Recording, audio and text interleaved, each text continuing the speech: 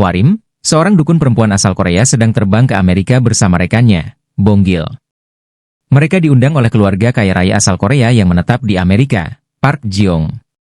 Keluarga milioner ini mengalami gangguan mistis yang mengancam keselamatan keluarganya, termasuk bayi Ji-young yang baru saja dilahirkan. Mereka tiba di rumah sakit diantar oleh asisten keluarga Ji-young. Saat Hwarim memeriksa bayinya, dia menyadari bahwa gangguan itu juga menimpa anggota keluarga lainnya, ayah sang bayi maupun kakeknya.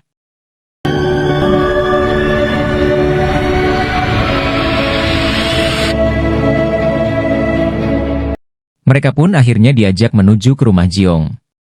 Saat mereka tiba, seketika itu pula ia merasa bahwa keluarga tersebut dinaungi hawa kegelapan. Hwarim berkesimpulan bahwa gangguan yang mereka alami berasal dari roh leluhur keluarga, di mana sang arwah merasa marah karena telah dimakamkan di sebuah tempat yang tak layak.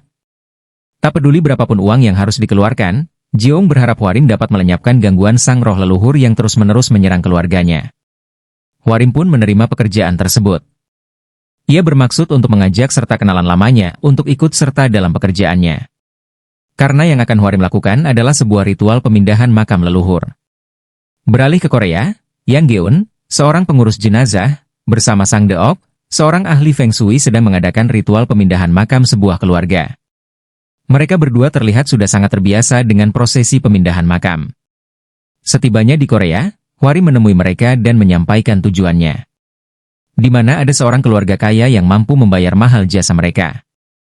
Yang Geun pun terlihat senang mendengarnya. Namun, rupanya Sang Deok adalah pribadi yang profesional dan teliti.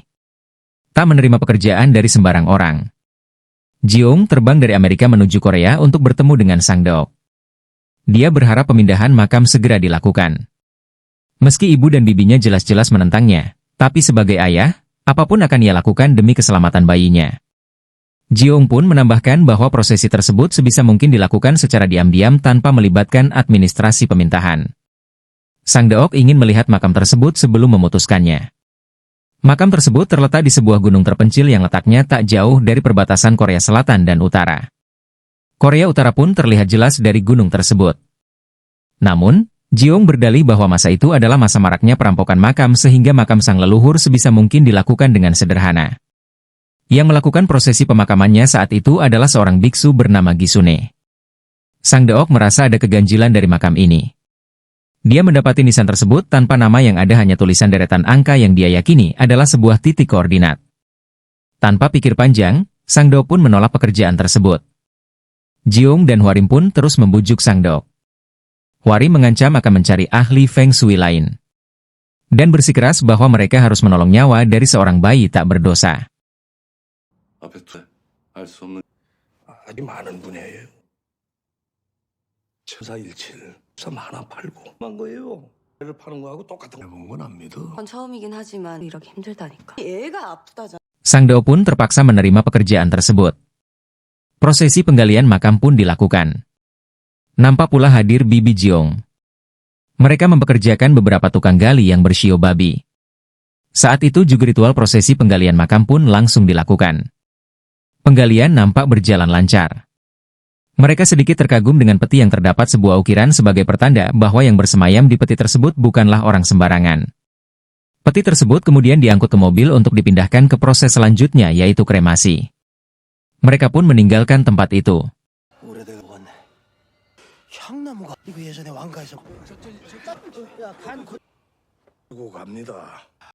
Saat salah satu penggali membereskan galiannya, tiba-tiba saja dia menemukan seekor ular yang berkepala menyerupai manusia. Penggali tersebut membunuh ular itu, dan saat itu juga cuaca sekitar berubah seketika. Mendung hitam bergulung-gulung dan hujan tiba-tiba turun. Proses kremasi terpaksa ditunda, karena menurut kepercayaan, kremasi saat hujan membuat rohnya tidak bisa kembali ke alam baka. Mereka kemudian menitipkan peti tersebut ke rumah sakit terdekat. Di tengah perjalanan, Sang Deok menemukan biara tua dan mampir ke tempat tersebut. Biara tersebut ternyata oleh seorang biksu tua, yang kebetulan beliau mengetahui silsilah makam yang telah mereka gali. Biksu menceritakan bahwa makam tersebut adalah makam seseorang yang amat kaya raya. Pada masa itu marak terjadi perampokan makam. Bahkan, peralatan peninggalan para perampok masih tersimpan dengan baik di gudang dalam arat tersebut. Sementara itu di rumah sakit, seorang petugas mencoba untuk membuka petinya. Namun tiba-tiba, sebuah entitas jahat yang tak lain adalah arwah kakek Jiong terbang dari dalam peti. Hwarim dan Bonggil memergokinya dan Hwarim jatuh tak sadarkan diri saat arwah tersebut melewatinya. Arwah tersebut kemudian pergi dan membunuh ayah dan istri Jiong di rumahnya. Hwarim dan Bonggil melakukan ritual untuk memanggil arwah tersebut. Arwah tersebut mengatakan bahwa dia akan balas dendam dan mengajak seluruh keturunannya bersamanya. Dia kemudian menghilang seketika. Sang Deok segera mendatangi hotel di mana Jiong menginap. Sementara Jiong sendiri menerima panggilan telepon dari Sang Deok yang memperingatkan untuk berhati-hati. Di saat yang sama, pintu hotel digedor oleh seseorang yang juga mengaku sebagai Sang Deok. Karena panik, Jiong menuruti perintah dari panggilan telepon untuk membuka jendela yang ada di dekatnya. Seketika itu pula, ia kerasukan, berlaku seperti seorang jenderal yang memerintahkan pasukannya.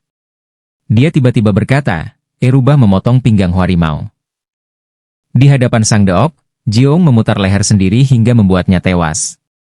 Arwah tersebut kemudian mendatangi bayi Jiong di Amerika dan hendak menghabisinya. Sang Deok langsung menghubungi bibi Jiong untuk mengizinkan kremasi segera dilakukan. Saat kremasi dilakukan, arwah pun lenyap, dan si bayi berhasil diselamatkan. Dengan begitu, tugas Hwarim dan yang lainnya pun selesai. Sang Deok mendatangi salah satu penggali yang menghubunginya.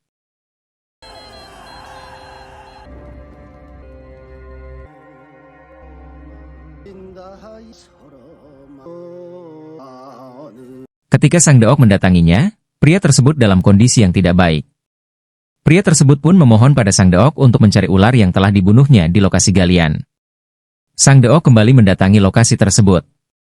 Dia terkejut saat menemukan ular tersebut yang memiliki kepala menyerupai manusia. Sang Deok pun segera menghubungi Hwarim dan yang lainnya.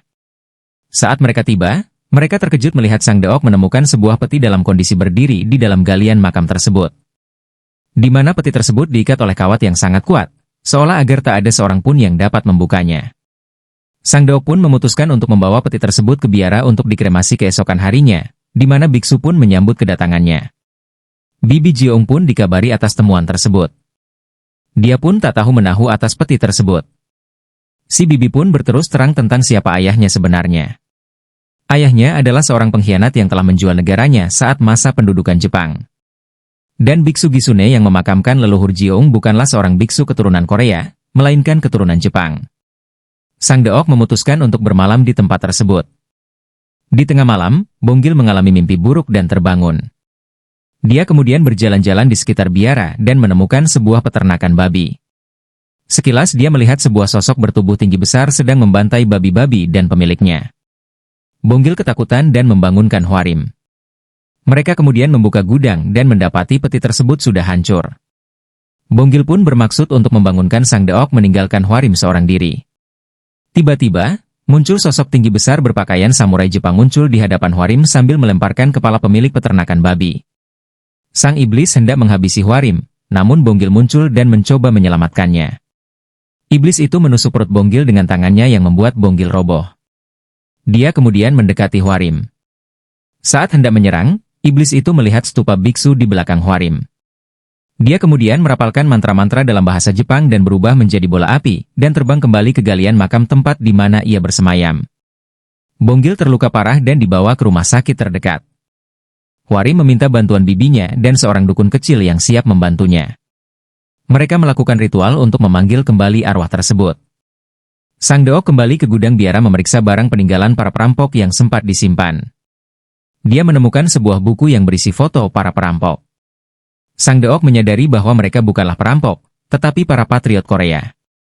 Mereka meyakini bahwa selepas masa pendudukan Jepang, para tentara Jepang beserta dukunnya menanam pasak besi yang diyakini dapat menyerap energi positif dari tanah Korea. Bahkan sampai saat ini, dipercaya sebagai salah satu penyebab terpecah belahnya semenanjung Korea. Sementara ular yang ditemukan penggali adalah siluman ular yang menjadi segel arwah samurai Jepang. Ular melambangkan air, makam adalah elemen tanahnya.